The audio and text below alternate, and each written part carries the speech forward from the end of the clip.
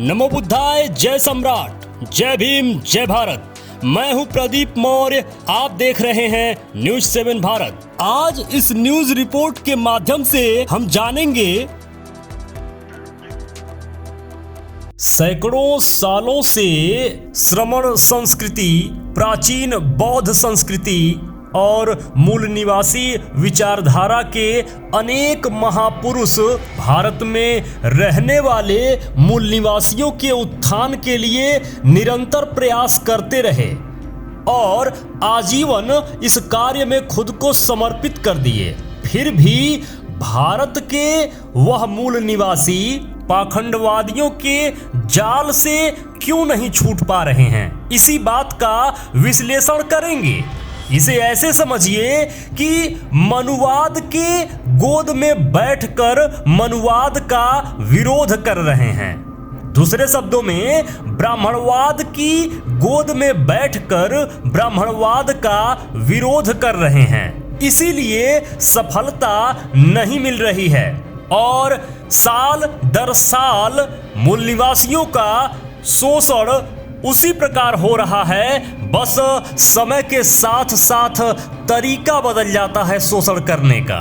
Video अंत तक जरूर देखिएगा, जिससे पूरा मामला आप समझ पाएंगे कि असल में भारत के मूल निवासियों का उत्थान संभव क्यों नहीं हो पाया। चलिए जरा बताइए, मनुवादी का विरोध करने वाले कितने लोग मनुवादी नहीं हैं? मैं फिर से कहना चाहूंगा, मनुवादी का विरोध करने वाले कितने लोग मनुवादी नहीं हैं? या ये कहें, ब्राह्मणवादी का विरोध करने वाले कितने लोग ब्राह्मणवादी नहीं हैं? इस प्रश्न का सही उत्तर जानने से पूर्व मनुवादी या ब्राह्मणवादी शब्द का सही भावार्थ क्या होगा, यह जानना जरूरी है। क्योंकि जब तक शब्द का सही अर्थ नहीं जानेंगे, तब तक उसका विरोध या समर्थन करना बेमानी होगा। तो चलिए, मनुवादी और ब्राह्मणवादी को समझने हेतु इसका समानांतर शब्द लोहियावादी और मार्क्सवादी को लेकर समझते हैं। लोहियावादी उसे कहते हैं जो लोहिया के द्वारा निर्मित मार्ग लोहियावाद के रास्ते पर चलता है, और मार्क्सवादी उसे कहते हैं जो मार्क्स के द्वारा निर्मित मार्ग मार्क्सवाद के रास्ते पर चलता है।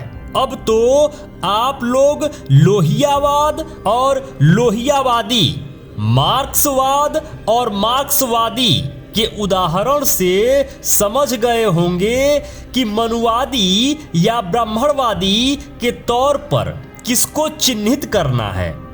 उसी प्रकार मनु नाम का काल्पनिक पात्र ने मनुस्मृति विधान जो बनाया था, उस विधान की व्यवस्था को मनुवाद कहते हैं, और उस विधान पर चलने वाला व्यक्ति, परिवार, समाज को मनुवादी कहते हैं।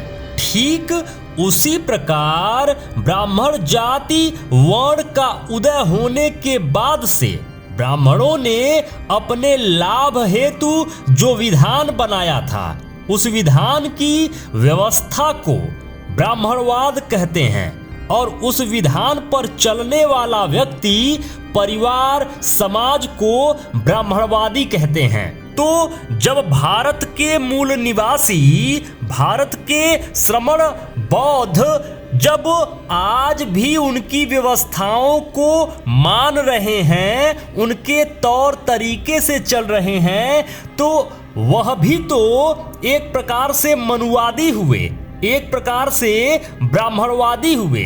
जब आप उनकी गोद में बैठेंगे, हमारे यहाँ एक कहावत चलती है, बैठूं तेरे गोद में उखाड़ूं तेरी दाढ़ी।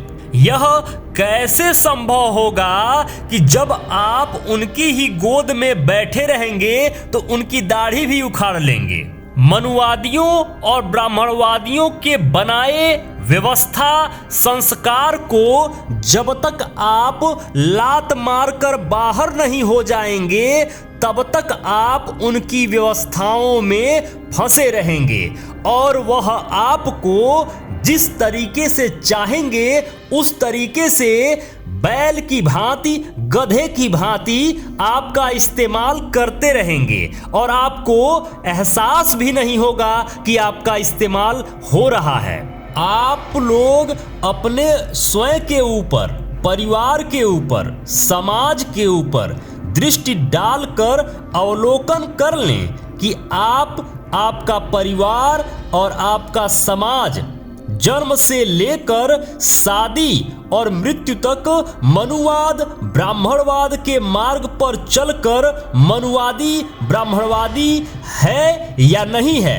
जब आप उनके हिसाब से, उनकी व्यवस्थाओं के हिसाब से चलेंगे तो आज ही नहीं, 100 साल बाद ही नहीं, हजारों हजार साल तक आप इनके जाल से मुक्त नहीं हो पाएंगे।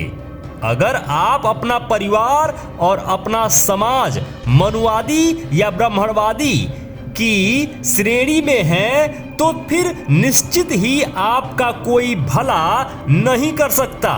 दोषी आप हैं और आप झूठे ही किसी दूसरे को दोषी बनाकर मनुवादियों के गोद में खेल रहे हैं। यह बात भारत देश के भोले भाले श्रमण लोगों को, बौद्ध लोगों को या यूं कहें भारत के मूल निवासियों को समझ में नहीं आता।